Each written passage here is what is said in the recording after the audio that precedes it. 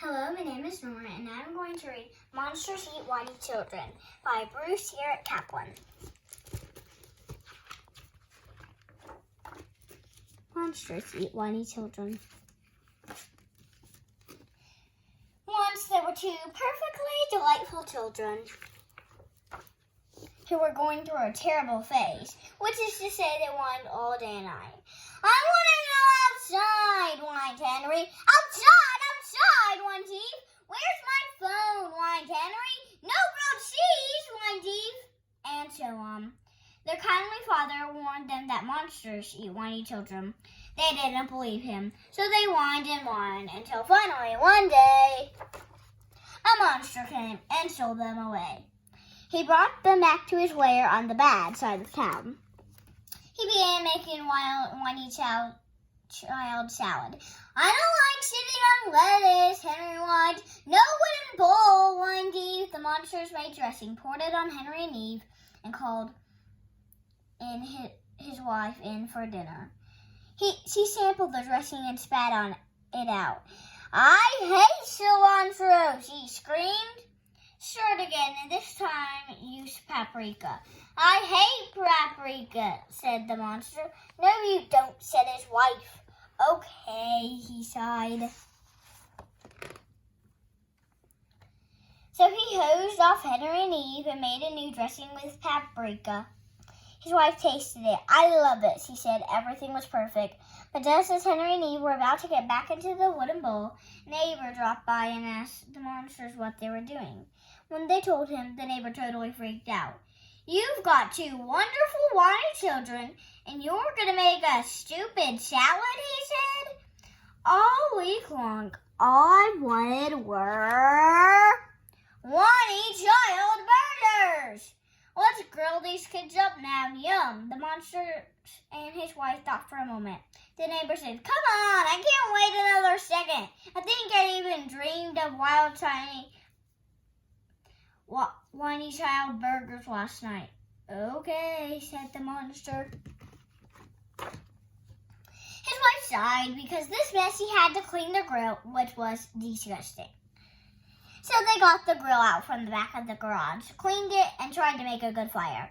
But the monster couldn't do it, nor his wife, nor his neighbor, because it's hard to get a fire going sometimes. Henry started to whine, but then got distracted by a ball. He rolled it over to Eve while the monsters were cursing at the grill. Finally, they asked the neighbor's cousin to come over since he was good with grills. But he couldn't start a fire either, so he kicked a hole in the fence and said, you should make a whiny child cake anyway.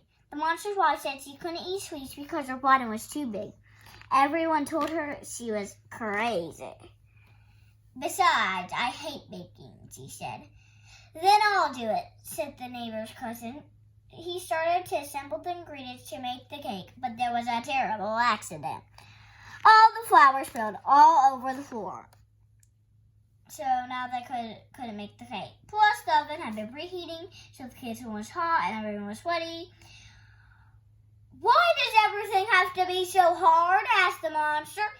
Anything worth doing involves a struggle, offered the neighbor.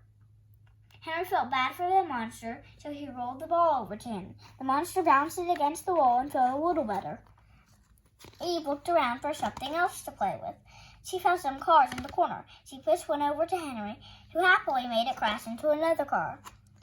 We could make some rice, put a little curry on them, and have an Indian dish, someone suggested half-heartedly. Perhaps a whiny child vindaloo.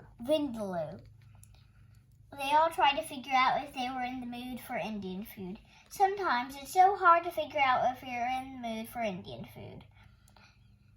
As the monster's wife looked for some trucks to give to Henry and Eve, she thought about the last time she ate Indian food. It hadn't agreed with her, and she wondered if it would happen again. No Indian food, she decided. What's going on here? Someone yelled in a loud, natural voice. Everyone turned around to find the monster's aunt answering, angry at the world as she always was. They told her about their day, and she yelled at them. For Pete's sake, she said, hitting the neighbor's cousin with some spittle because she had saliva problem. You should just make a simple one sandwich. Yes, yes, yes, yes, yes, yes, yes, yes, yes, yes, they all said and jumped up and down. It's such a relief to finally figure out what the right thing to eat is. Enough of this nonsense, said the monster's aunt. Let's start making the sandwiches. The monster excitedly went to the cupboard and got a nice loaf of healthy 12-grain bread. For Pete's sake, his aunt spat. Everyone knows you need fluffy white bread. The monster explained that he hadn't eaten white bread in years, but the neighbor quickly ran next door and came back with the fluffiest white bread anyone had ever seen. Next, they had to add the Whiny children, but they turned around to find that Henry and Eve had somehow escaped.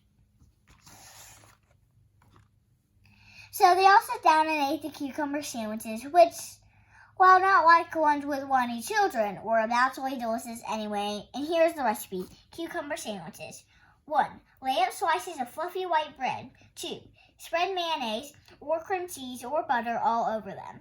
Slice some cucumbers and put on some of the bread. Put the rest of the bread on top and they are ready to serve.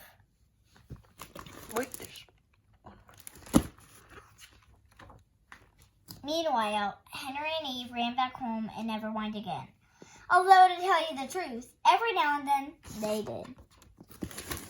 I hope you enjoyed the book Monsters Eat Whiny Children.